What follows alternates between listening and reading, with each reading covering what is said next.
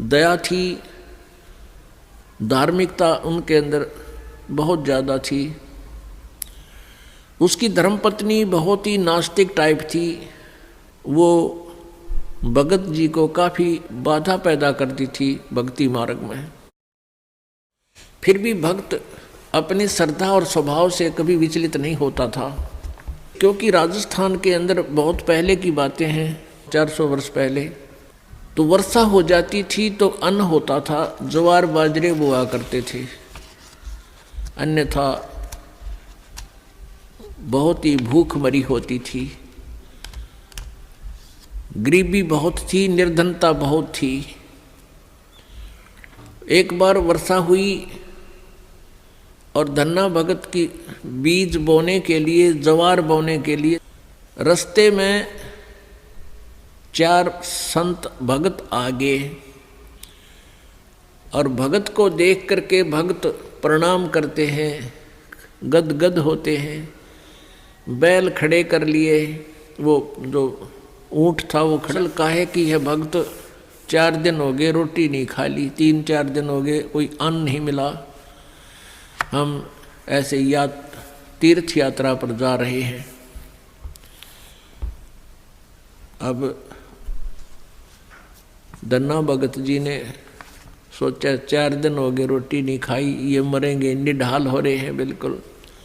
ज्वार रखती भूखे मरे थे, मार गए गले, फटाफट खा गए सारी ने।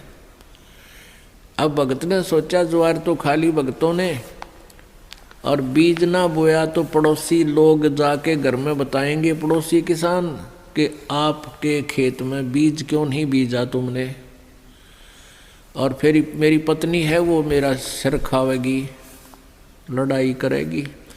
उसने कंकर उठा ली, कहीं से ही कंकर इकट्ठी कर ली खेतों से, और वो डाल ली थैले में और उसके ऊपर का हल चला के आ गया। अब कुछ दिनों के बाद क्या हुआ कि अन्य पड़ोसियों के तो ज्वार उगगी और भगत जी के खेत में ये मतीरे तुम्बे, ये मतीरे से मोटे मोटे हुआ कर, ये तुम्बे उग गए, जो सीताफल जितने बड़े बड़े हुआ कर तुम्बे। अब एक पड़ोसन ने जाके उसकी पत्नी से कहा, धन्ना भगत की पत्नी से, उससे पूछा कि तुमने ज्वार नहीं बीजी थी क्या? धन्ना भगत की पत्नी ने कहा, क्या मतलब? कि आपके खेत में तो वो तुम्बे मतीरे अपने आप उग गए हैं, वो तो आप उग गया करे, वहाँ बोने नहीं पड़ते राजस्थान के क्षेत्र में। कहने लगे आपने कुछ बीजे नहीं रखा, उसमें तो निरा कुबाड़ जाम गया, वो तुम्बे पैदा हो गए, नर्रे इतने पड़े हैं बिना गिनती के, इसे मोटे मोटे। अब उसने सोचा कि भगत मार गया डंडी दिखे। धन्ना भगत की पत्नी ने सोचा भगत जी कर गया गड़बड़, और इसने बीज भी किता दान में दिया होगा। अब उसने सोची एक बार खेत देख कर आऊँ, पाछे मगज मारूंगी इसके लिए। अब वो खेत में अपने पति से कहने लगी कि खेत में जाके आऊँ, मैं ज्वार देख कर आऊँ। भगत जी बोल है को नहीं। भगत जी को तो पता था वहाँ क्या मिलेगा, अपना चुप बैठा। और वो भगत धन्ना भगत जी अपने मित्रों के साथ उसी समय बातें करता था, भक्ति की चर्चा। जब वह कितना खेत खात में चली जाया करती, वह खेत में गई, उधर से अपने भक्तों के भगत आगे उड़े बैठे बैठे भगवान की चर्चा कर रहे हैं, आंखों में आंसू आ रहे हैं। और वह भगतनी आव है कति लाल पीड़ी हुई है, जान गया भगत आ गई या तो भाई करड़ाई। अब देखी जाएगी, जो होगा ही होना तो है ही। और वह कहकर एक मतीरा तोड़ जाई, तुम्बा इतना बारा मोटा, सिर पर धरी नो, अब इसका सिर में मारूंगी। आकर ने बोली, भगत जी खेत में बीज ज्वार बो का आया था। भगत जी न्यू कर ली नाड़ तले ने। और उसने नो सिर में मारा, वो मतीरा मारने के उद्देश्य से नो सिर में ठोकन खातिर वो नो कर गया थोड़ा सा, वो धरती में लाग के फूट गया। नो बोली बालक तन्ने खाएंगे के उड़ा मतीरे उग गए सारे, तो बीज कित फूक आया। तो वो मतीरा जो था वो तुम्बा था, धरती में लाग के फूट गया। फूट गया तो उसमें एक दड़ी यानी 5 किलो लगभग ज्वार निकली। ज्वार अब एक बार तो अब भगत जी की तरफ देखा, वो नौकरें पड़ा था, एक तरफ देखा ज्वार का न, अक्तुम्बे में तो ज्वार निकल आई। और वो न्यू बार बार देखा है, भगत जी ने भी देखा कि मैं शांत होगी के चक्कर है, उन्हें देखा तो तुम्बे में तो ज्वार निकल रही है। तो भगत ने 100 शुक्र मनाए, परमात्मा करड़ाई टाल दी, या ज्वार ने रोए थी या दड़ी ज्वार आपने दे दी।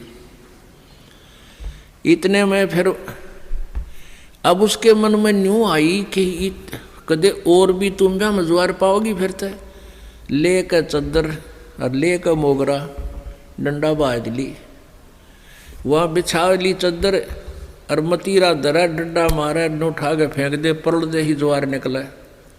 ढेर लग गया उस ज्वार का। और औरा कहते हुआ इतनी खड़ी थी सुक्की, और वर्षा हुई नहीं, उनकी खत्म होगी गांव वालों की। और भगत के उस खेत में तुम ब्या मत ज्वार निकला, दुनिया देखना हुए। युवा भगतनी एक गठड़ी और ठा के चाल पड़े।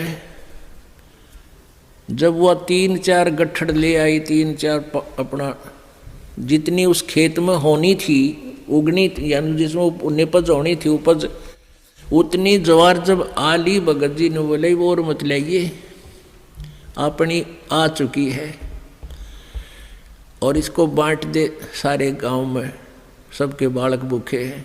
ने बोली क्यों, मैं सारी लाऊंगी।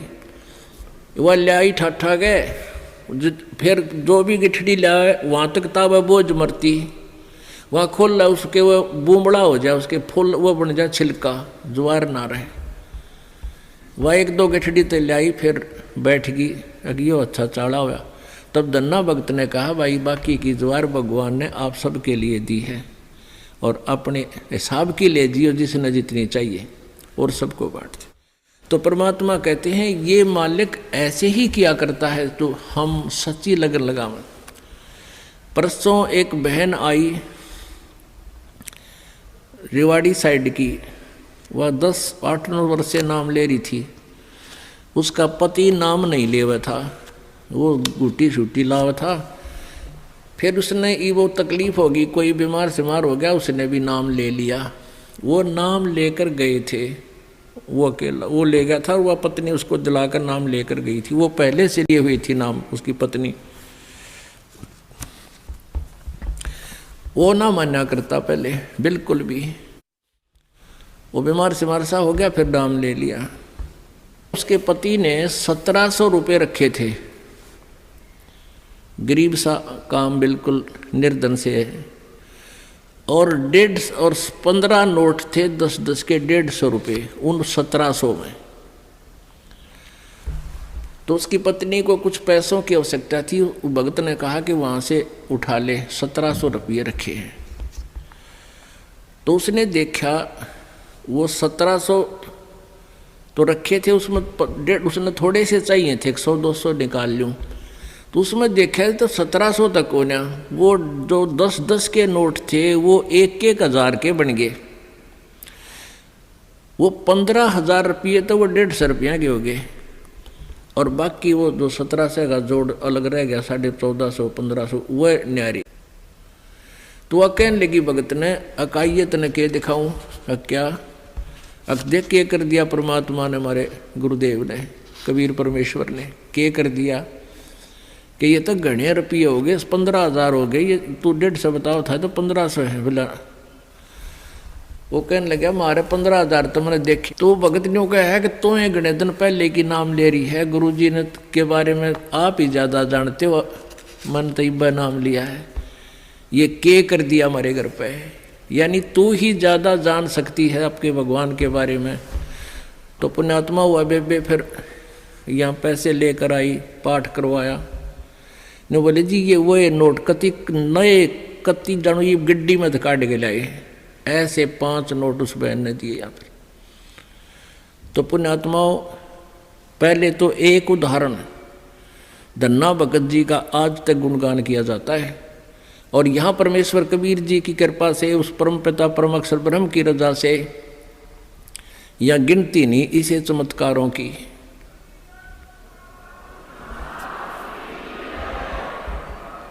सत साहिब। तो पुण्यात्माओं, ये वो परम शक्ति है और आपकी वो परम भक्ति है जिससे ये इस